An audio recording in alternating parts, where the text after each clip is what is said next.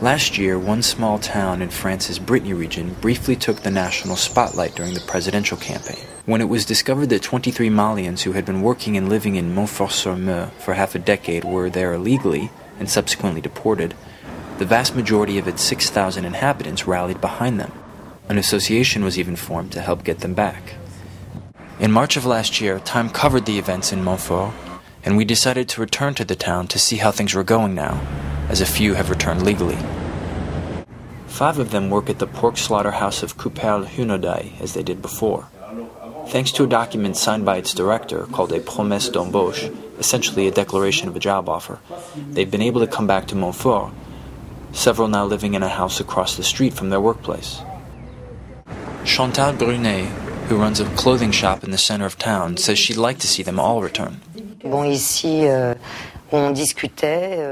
Here we would talk and they'd buy clothes, and that allowed them to interact with the people of Montfort.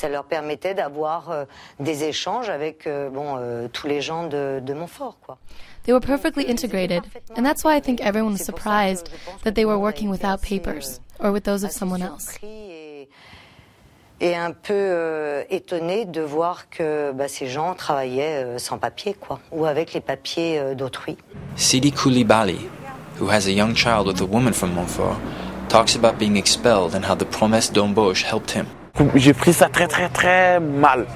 I took it very, very badly. It hit me hard, but at the same time, I understood. Even if it had been someone else, it would have been the same, because that's the law. I was the first to leave, but the first to be able to return and work legally, because I left after Couperle had submitted the case to the French embassy,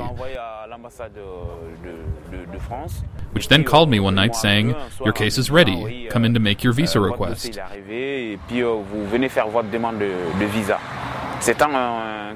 It was a Thursday around noon that they called me, and I had my appointment on Monday, and on Wednesday I went in around 8 a.m. and I got my visa.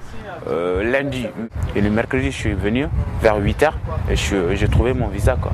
J'ai eu le visa et tout. And then I went back to my home village to see my mom and dad.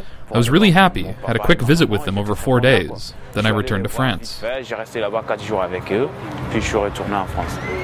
The town has a new mayor, a conservative who was in the political opposition on the municipal council before.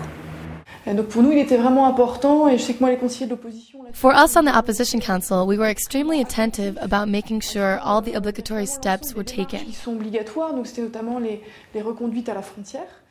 In particular, escorting them to the border so they can return to their true identity and restate their request officially. Now there are still 18 of the workers without papers, and the association won't stop until the 18 are back. The director of the Couperle has given us the documents declaring the jobs promised to all the guys, and as we go along, we are presenting them to immigration officials. In Montfort, there won't be the same situation again, because there's the before and after. The before when, there were some Africans on Montfort, period.